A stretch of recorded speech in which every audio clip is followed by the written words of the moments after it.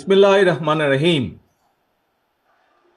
আন্তর্জাতিক শ্রমিক দিবস উপলক্ষে বাংলাদেশ জাতীয়তাবাদী শ্রমিক দল আয়োজিত আজকের এই জনসভার সম্মানিত সভাপতি, মঞ্চে উপস্থিত বাংলাদেশ জাতীয়তাবাদী দলের সম্মানিত মহাসচিব জনাব মির্জা ফখরুল ইসলাম আলমগীর সহ উপস্থিত সম্মানিত স্থায়ী কমিটির সদস্যবৃন্দ, মঞ্চে উপস্থিত বিভিন্ন পর্যায়ের নেতৃবৃন্দ, আমার সামনে উপস্থিত প্রিয় ভাই ও বোনেরা, শ্রমিক ভাই ও বোনেরা, আসসালামু আলাইকুম।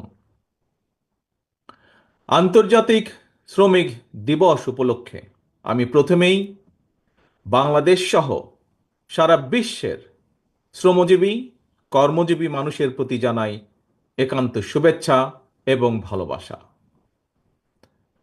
18 কোটির বেশি মানুষের এই বাংলাদেশে বিভিন্ন সেক্টরে সব মিলিয়ে কর্মক্ষম শ্রমজীবী মানুষের সংখ্যা প্রায় 8 কোটি বা তারও কিছু বেশি।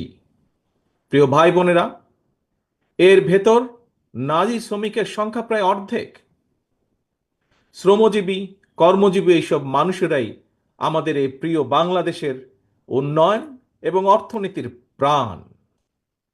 দেশের কোটি কোটি শ্রমজীবী কর্মজীবী মানুষ, প্রান্তিক জনগোষ্ঠী, কৃষক, শ্রমিক, দিনমজুর মেহনতি জনগণকে অবহেলা কিংবা অধিকার বঞ্চিত রেখে আমাদের মুক্তিযুদ্ধের কাঙ্ক্ষিত বাংলাদেশ প্রতিষ্ঠা করা সম্ভব নয়।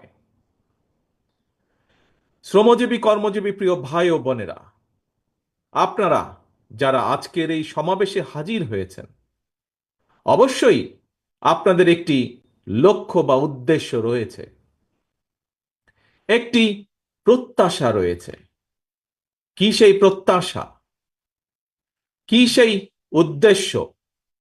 সেটি হলো এমন একটি গণতান্ত্রিক রাষ্ট্র, সরকার, সমাজ ব্যবস্থা, আপনাদের আমাদের প্রত্যেকের প্রত্যাশা, এমন একটি কর্ম পরিবেশ আপনাদের প্রত্যাশা, যে রাষ্ট্র এবং সমাজ আপনাদের প্রত্যাশা এবং প্রাপ্তি নিশ্চিত করবে।